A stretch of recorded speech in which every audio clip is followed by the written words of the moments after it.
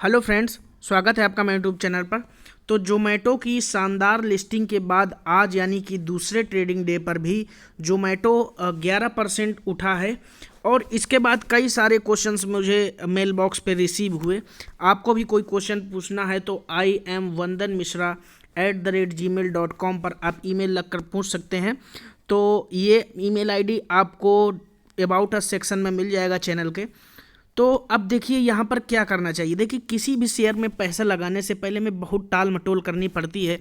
किस कंपनी का बिजनेस कैसा चल रहा है, आगे आने वाली समय जो है, आने वाला टाइम जो है, उसमें बिजनेस की क्या अपॉर्चुनिटीज़ हैं, पैंडमिक के कारण क्या डिलीवरी घटेंगी बढ़ेंगी, या कंपनी के बिजनेस जो पिछले कुछ फाइनेंशियल ईयर और पिछले कुछ क्वार्टर्स हैं उसमें कैसा रहा है, क्या कंपनी लॉस मेकिंग तो नहीं कर रही, कंपनी की बैलेंस शीट कितनी स्ट्रांग है, लाइबिलिटीज़ कितनी है। इन सभी चीज़ों को एक बार क्राइटेरिया में रख करके तब किसी शेयर के प्राइस को निर्णय में लिया जाता है। लेकिन अब जब हवाबाजी में शेयर भागने लगे, देखिए मैं आपको कुछ आईपीओस की हिस्ट्री जरूर गिनाना चाहूँगा। इसको आप जोमेटो से रिलेट बिल्कुल मत करिए, लेकिन आपको आपकी आंखें खुलना बहुत ज़रूरी है। देखिए, IRFC के साथ क्या हुआ। लिस्टिंग हुई 25 रुपये पर, 25 रुपये कुछ पैसे, 26 रुपये पर इसकी लिस्टिंग हुई। और अगर आपको बात कर जाऊं रेलटेल के साथ क्या हुआ, बर्गर किंग के साथ क्या हुआ, उसके बाद आप इन सब आईपीओस को देखने के बाद इतनी स्ट्रांग कंपनी, कैपिटलाइजेशन इनका स्ट्रांग था, अर्निंग शानदार थी, लेकिन जो प्राइस वैल्यू होती है वो केवल हवाबाजी में डिसाइड नहीं होती। प्राइस वैल्यू को डिसाइड करने के बहुत तरीके होते हैं। जोमेटो की आज पूरी एनालिसिस करेंगे और बताएंगे क्या आपको इस शेयर में अब 140 की प्राइस पर भी बने रहना चाहिए या आपको बेच करके अपना प्रॉफिट बुक करना चाहिए। तो चलिए यहाँ पर बात को शुरुआत करते हैं। 23 जुलाई जिस दिन लिस्ट हुआ, लगभग 60% डिलीवरीज उठाई गई थी और इन फॉर्म आपको शॉर्ट में देखने को मिला। आज उसके रिटर्न्स भी 11% देखने को आपको मिल चुके हैं। डिलीवरी पार्टनर्स की बात करें, बहुत बड़ी कंपनी है। लिस्ट होते ही बर्गर किंग, जो स्विगी, जोमेटो जैसे कितने ब्रांड हैं, उनसे 1 लाख करोड़ का मार्केट कैपिटलाइजेशन छुआ। लिस्ट होने के बाद कोल इंडिया जैसी कंपनी को मार्केट कैपिटलाइजेशन में पीछे छोड़ती है। कैसे भी उनकी बात की जाए, delivery partners 1,69,000 delivery partners, active restaurant 3,89,932, 1,48,384 active food delivery restaurants. उसके बाद बात की जाए 525 से भी ज़्यादा शहरों में इनका प्रवेश हो चुका है। 23 से ज़्यादा देशों में इनका है बिजनेस।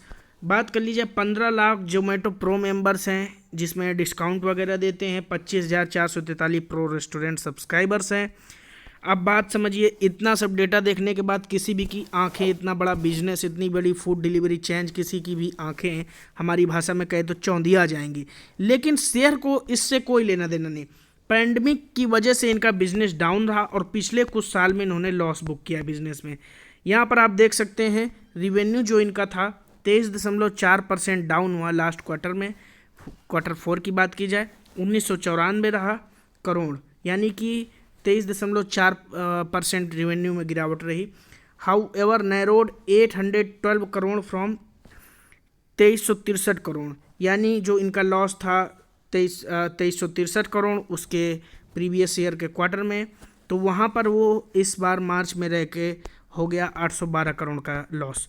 तो लॉस में कमी आई, लेकिन रहे तब भी लॉस में। समझने वाली बात ये है। ओवरऑल बात की जाए तो ऑर्डर्स 9,483 करोड़ के हुए, जबकि उसके एक साल पहले 11,220 करोड़ के ऑर्डर किए जाते थे। पर ऑर्डर वैल्यू जो बहुत बड़ा मायने रखती है किसी भी बिजनेस में, पर यूनिट क्या जनरेशन है उसका रिवेन्यू, तो पर ऑर्डर वैल्यू 394 चली गई जो कि 407 हुआ करती थी, अपने आप में बड़ी गिरावट थी। Number of monthly active users भी बहुत ज़्यादा घटे तेज़ी से, 23% एक्टिव यूजर्स, यानी बिजनेस में डायरेक्ट इम्पैक्ट। और मैंने हमेशा कहा है कभी भी किसी शेयर को एनालिसिस कीजिए तो बिजनेस के डायरेक्ट इम्पैक्ट को समझिए। तो कस्टमर्स ही इनके जा रहे हैं, 3.2 करोड़ कस्टमर्स हो गए जो कि 4.1 करोड़ हुआ करते थे एक साल पहले। मंथली ट्रांजैक्टिंग यूजर्स की बात करें तो not gone back to pre pandemic levels, यानी पैंडमिक के पहले जो ऑर्डर्स होते थे एक्टिव यूजर से उतने नहीं हो पाए। लेकिन इसको कम करने के लिए इन्होंने कुछ स्ट्रेटजीज लगाई। 75% डिलीवरी चार्जेस में अपने इन्होंने बढ़ोतरी की और 44% से ज़्यादा कमीशन उन्होंने अर्न किए।